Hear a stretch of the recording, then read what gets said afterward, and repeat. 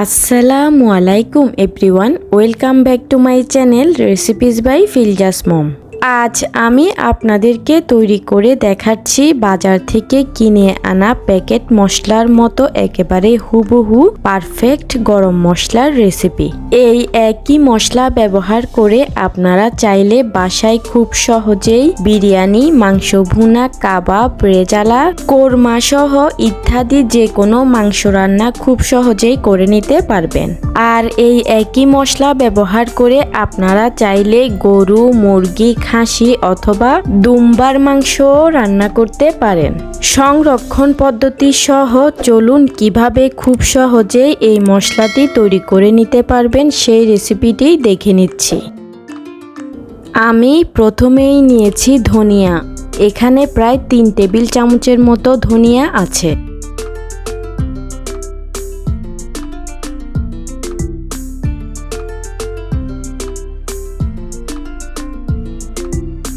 আস্ত জিরা নিয়েছি প্রায় 1 টেবিল চামচ।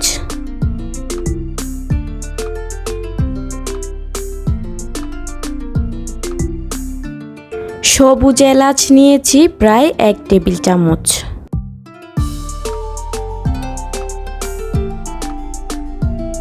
গোলমরিচ নিয়েছি প্রায় 1 চা চামচ। গোলমরিচের পরিমাণটা আমি একটু কমিয়ে নিয়েছি কারণ গোলমরিচ অনেকটা ঝাঁঝালো হয়ে থাকে।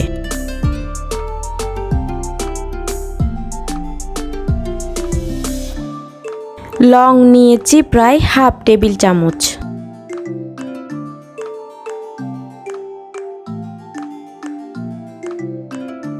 এক টেবিল চামচ মৌরি বা মিষ্টি জিরা নিয়েছি।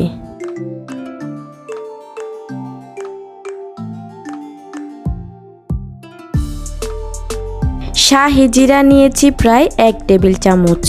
আমি আজকে প্রায় 3 ধরনের জিরা ব্যবহার করেছি। শাহি জিরা এবং শুধুমাত্র জিরার মধ্যে পার্থক্য হলো এই শাহি জিরাগুলো এরকম একদমই কালচে ধরনের আর একটু চিকন হয়ে থাকে। নিয়েছি প্রায় 1 টেবিল চামচ পরিমাণ রাঁধুনি। এই মশলাটা তৈরি করতে অবশ্যই রাঁধুনি ব্যবহার করতে চেষ্টা করবেন। নিয়েছি একটি জয়ফল। জয়ফলের উপরের অংশটা ফেলে দিয়ে ভেতরের অংশটা ব্যবহার করতে হবে।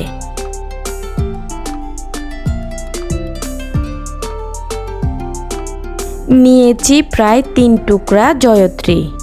কখনোই অতিরিক্ত জয়ত্রী ব্যবহার করতে যাবেন না, তাতে কিন্তু মশলাটা তেতো হয়ে যেতে পারে। নিয়েছি প্রায় 2 ইঞ্চি সাইজের একটি দারুচিনি। দারুচিনি কিন্তু অতিরিক্ত ব্যবহার করতে যাবেন না, তাহলে মশলা কালো হয়ে যাবে।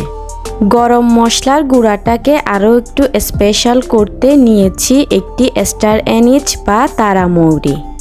আমি আজকে যেই মশলা ব্যবহার করছি সবগুলো মশলা আপনারা যে কোনো মশলার দোকানে খুব সহজেই পেয়ে যাবেন।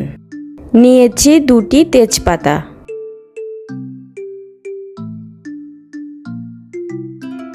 নিয়েছি প্রায় 5 থেকে 6টা শুকনো মরিচ।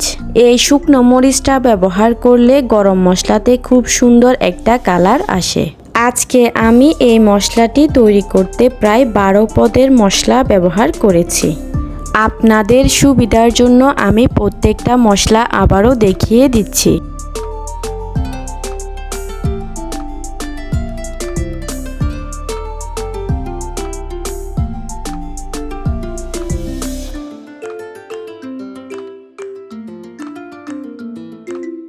আশা করি আপনারা দেখে নিশ্চয়ই বুঝতে পারছেন আমি এখানে কি কি মশলা নিয়েছি।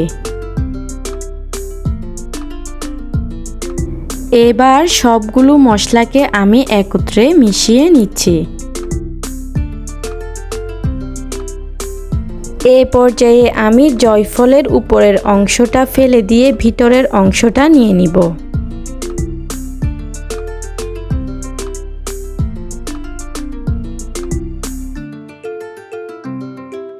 এবার আমি তেজপাতাগুলোকে আরও একটু হাতের সাহায্যে ছোট ছোট টুকরো করে নিব, যেন ব্লেন্ড করতে সহজ হয়।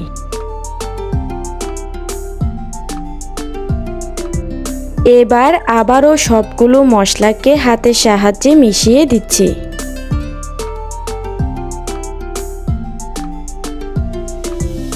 এবার এই মশলাগুলোকে এই অবস্থায় একদিনের জন্য কড়া রোদে দিয়ে দিতে হবে।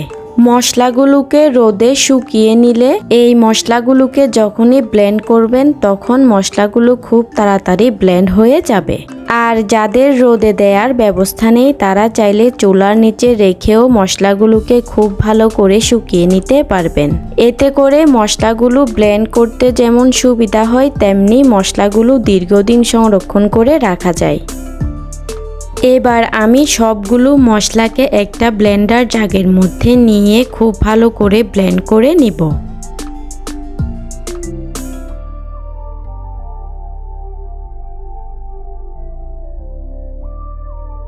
মশলাগুলোকে আমি খুব ভালো করে ব্লেন্ড করে নিয়েছি। আশা করি আপনারা দেখেই ঠিক বুঝতে পারছেন এটা ঠিক কতটা পারফেক্ট হয়েছে। আপনারাও চাইলে বাসায় খুব সহজেই এই গরম মশলাটি তৈরি করে নিতে পারেন। দেখলেনই তো কত সহজেই কিন্তু তৈরি করে ফেললাম এই শাহী গরম মশলা। আপনারা চাইলে একটি এয়ারটাইট বয়ামে ভরে এই মশলাটাকে প্রায় 3 থেকে 4 মাস সংরক্ষণ করে রাখতে পারেন। প্রিয় দর্শক, আমি আশা করছি আমার আজকের এই সহজ শাহী গরম মশলার রেসিপিটি আপনাদের সবার কাছে বেশ ভালো লেগেছে। যদি সত্যিই ভালো লেগে থাকে তাহলে ভিডিওতে একটি লাইক দিতে কিন্তু ভুলবেন না। আর আমার চ্যানেলে নতুন হয়ে থাকলে চ্যানেলটি সাবস্ক্রাইব করে পাশের বেল আইকনটি অন করে রাখবেন। আমি তাহলে আজকের মতো এখানেই বিদায় নিচ্ছি। আল্লাহ হাফেজ।